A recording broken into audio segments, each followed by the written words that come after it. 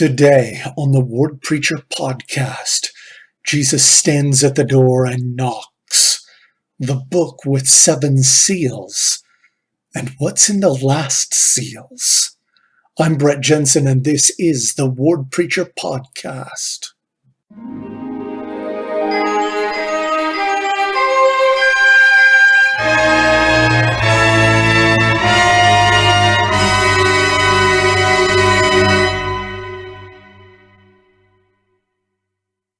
All right, our Come Follow Me curriculum brings us to the book of Revelation, the Apocalypse of John the Divine.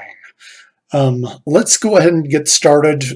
There's a lot of stuff we could talk about with respect to who John is and him being banished to the island of Patmos, but I'd like to talk about the content of the book. Let's get started in Revelation chapter 3, towards verse 20 and 21.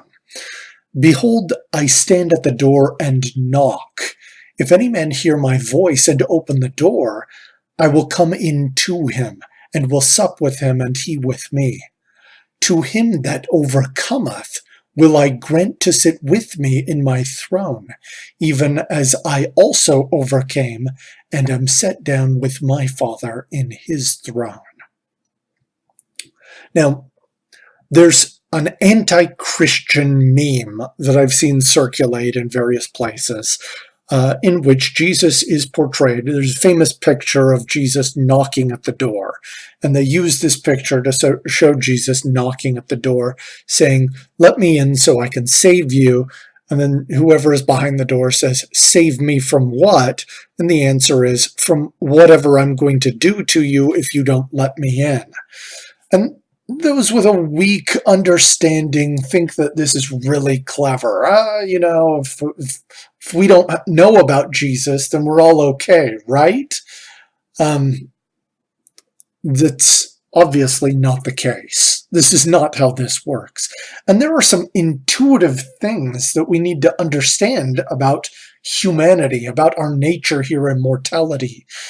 Even though we know very little about the nature of the spirit that is inside each of us, we intuitively understand that the spirit exists.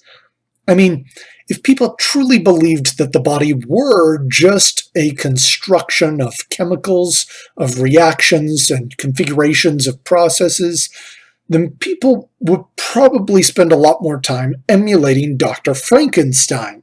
You know what I mean? A person could be alive 1 hour and dead the next.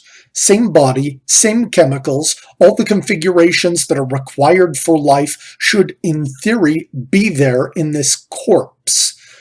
But we all kind of understand that it is a waste of time to attach lightning rods to the roof in hopes of raising the dead, even when it's not like somebody who has a decayed body, someone who's recently passed, and someone who's relatively young, someone who's very important, a loved one taken in their youth. We understand something is missing. That something is the spirit. And because we know the spirit exists, but we know very little about how exactly it works or what helps or hinders it, we rely on the expertise of one who does know the price of repairing broken souls. There's really only one. It's Jesus Christ. We indulge in habits and behaviors that are harmful to our own spirits. We are the ones harming ourselves. We chase happiness in vices that will never satisfy. Intuitively, I think that a lot of people understand that many of the indulgences in which we engage are bad, or at least not good. But we really don't understand the damage we are doing to ourselves any more than medieval medical practitioners understood what they were doing when they bled people to balance their humors, or their fluids. But Jesus knows exactly how our misdeeds affect us.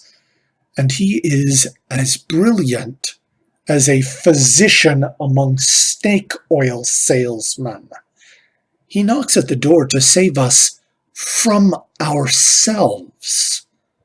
He offers prescriptions, treatments, and therapies that sometimes may be unpleasant, but when taken as prescribed, have the power to make us whole.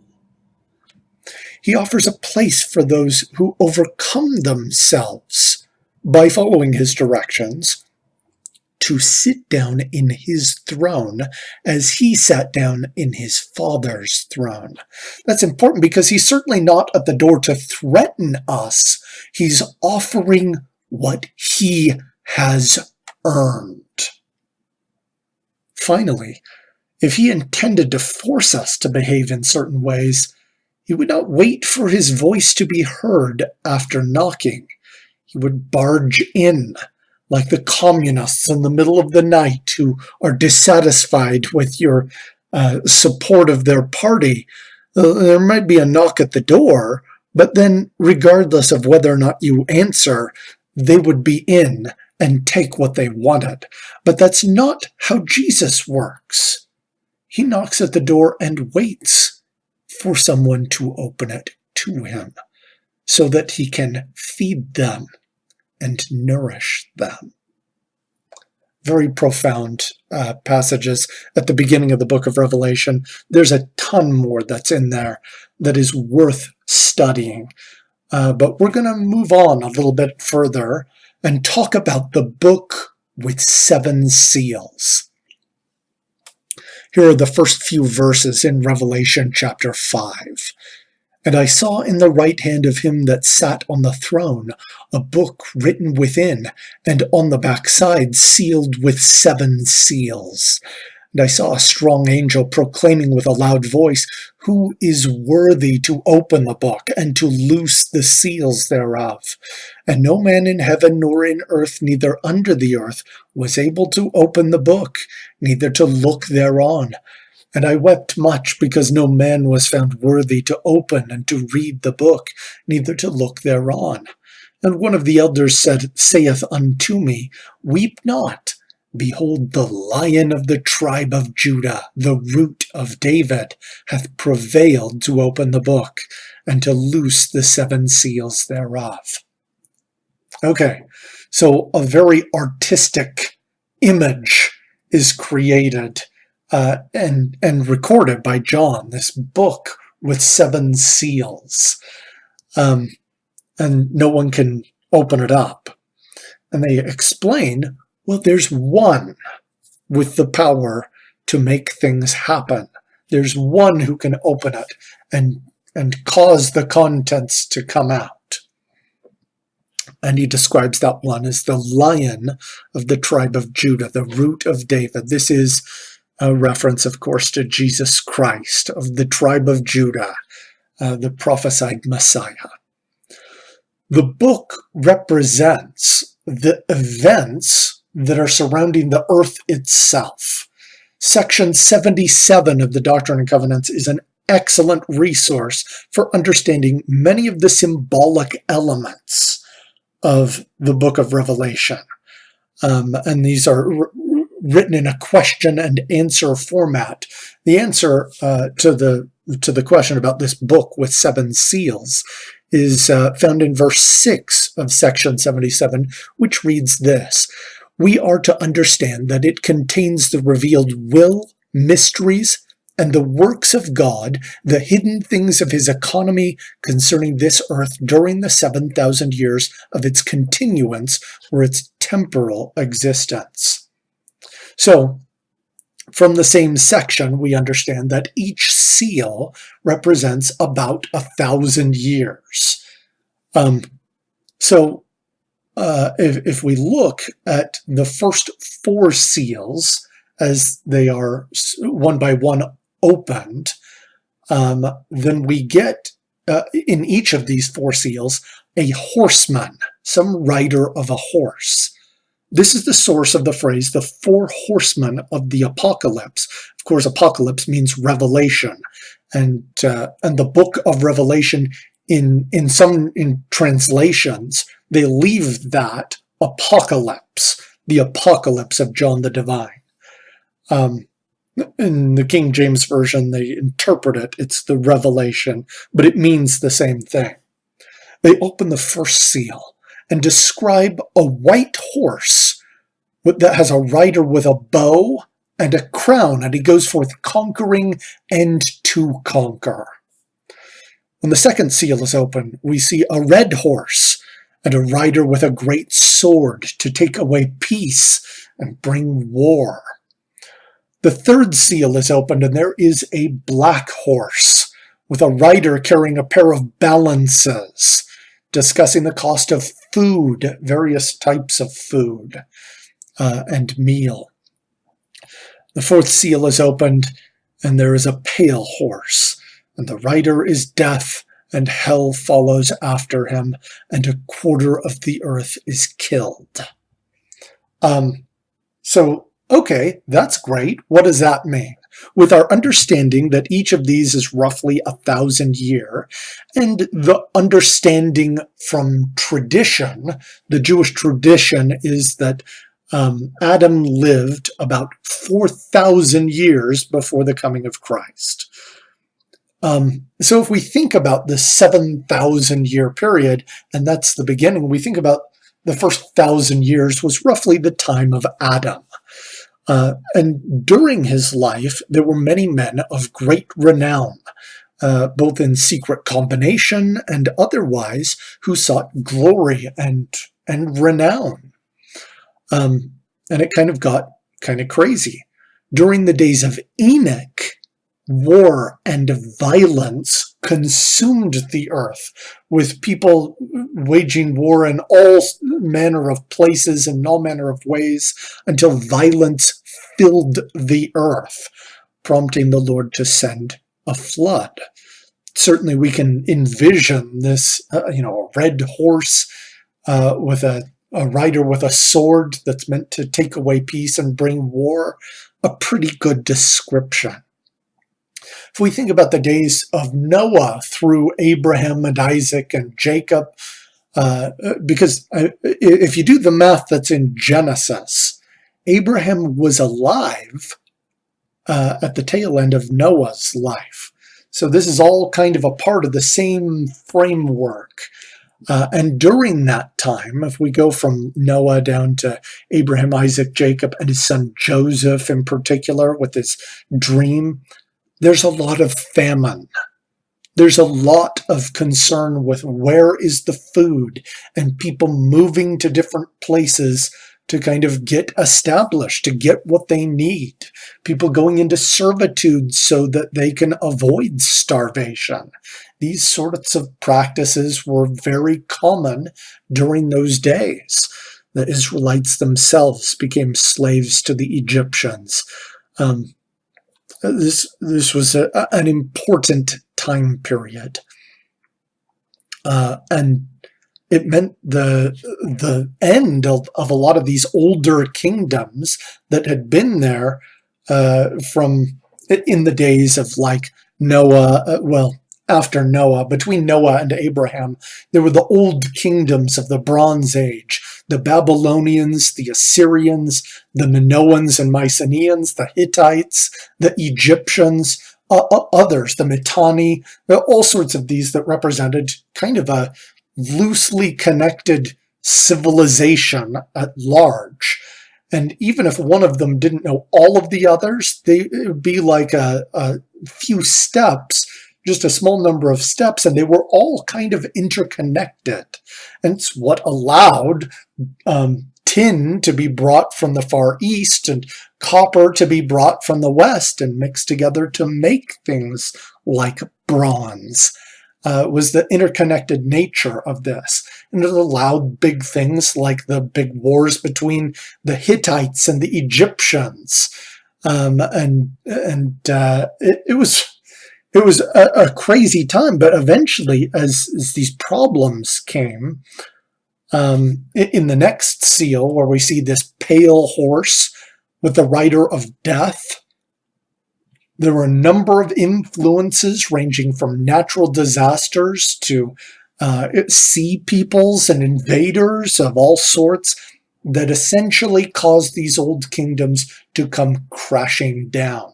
And almost none of them survived except for the Egyptians, and even they never really regained the power that they had enjoyed in former days. When you had like the Egyptians marching up all the way up to do war with the Hittites, that didn't happen in the days when Moses and the Israelites were invading Canaan and these areas that were populated by various peoples. They would have been, it was around that area where the Hittites and Egyptians had fought one another, but that was over. Death had come, and people were in a tough spot for a long time. A lot of these are in the Old Testament that describe a lot of these events during the days of the Judges and in the books of Kings and Chronicles, and it was tough. All right, let's talk about the last seals. These are represented by more than just the four horsemen. These are represented by bigger things. And it's intentionally done, just kind of a picture of what was happening in old times, because that wasn't the point of this revelation. It was to just establish, oh yeah, here's some stuff that happened, but we're going to emphasize what happens at the end. This is the point of the book of Revelation. The fifth seal describes an altar with the souls of them that were slain. These are Christian martyrs. It represents a time of darkness and of apostasy where the righteous are forced to ask how long they must wait for things to be made right. This is very much tied to what happens in the fifth seal. It quickly goes to this disaster, an altar representing something that's gone and a bunch of people slain, which is a very good representation for what happened shortly after Christ came. Many of his followers were killed. The righteous really were stuck in a state of apostasy for a long time. Then we proceed to the sixth seal. The sixth seal describes signs that are tied to preparing for the second coming of Jesus Christ. Here are some verses. And I beheld when he had opened the sixth seal, and lo, there was a great earthquake, and the sun became black as sackcloth of hair, and the moon became as blood, and the stars of heaven fell unto the earth, even as a fig tree casteth her untimely figs, when she is shaken of a mighty wind. And the heaven departed as a scroll when it is rolled together. Every mountain and island were moved out of their places. And the kings of the earth, and the great men, and the rich men, and the chief captains, and the mighty men, and every bondman, and every free man, hid themselves in the dens and in the rocks of the mountains, and said to the mountains and rocks, Fall on us, and hide us from the face of him that sitteth on the throne, and from the wrath of the Lamb. For the great day of his wrath is come, and who shall be able to stand? That's chapter 6, verses 12 through 17. So we look at some of these signs, and they should be familiar. As we continue through these chapters, we see a representation of the 144,000, 12,000 from each tribe of Israel. And this is meant to represent a literal gathering of Israel, as was foretold by ancient prophets. Therefore, are they before the throne of God, and serve him day and night in his temple, and he sitteth on the throne, and he that sitteth on the throne shall dwell among them. They shall hunger no more, neither thirst any more, neither shall the sun light on them, nor any heat. For the Lamb which is in the midst of the throne shall feed them, and shall lead them unto the unto living fountains of waters, and God shall wipe away all tears from their eyes. That's Revelation chapter 7, verses 15 through 17. So here we have something that's very similar to what Isaiah prophesied, that these things connected with the restoration of Israel are a part of this sixth seal. And the seventh seal picks up right where the sixth seal left off.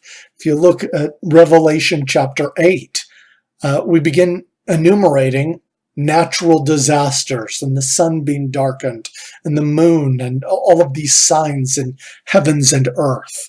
It's connected. There's a connection between these times.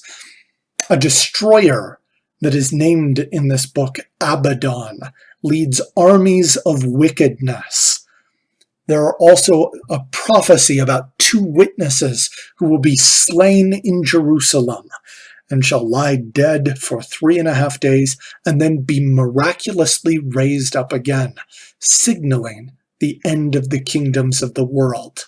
The angel announces in Revelation chapter 11, verse 15, the kingdoms of this world are become the kingdoms of our Lord and of his Christ, and he shall reign forever and ever. The book of Revelation is, in part, meant to help the faithful understand that bad things are going to happen, but also that God is coming. He hasn't forgotten any of his promises. He hasn't forgotten any of the things that he said he would do. He is going to make everything right. It's also important to note this was not a spontaneous decision. This was all in a book that was sealed with 7 seals. This was a very deliberate plan designed before the world was. And fundamental to that plan is the one who can open those seals.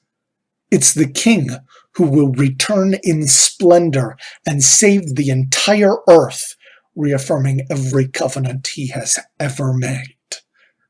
But today he stands at your door and knocks. Answer him. Answer him. We appreciate all the support for the Word Preacher podcast. Of course, continue studying on your own in Revelation chapters 1 through 11. There's a lot of stuff we did not cover. Additionally, next week we will look at the Christmas story, a slight break from the end of the New Testament, going back into the Christmas story. Absolutely worth studying, particularly this time of year. Of course, as always, fight on.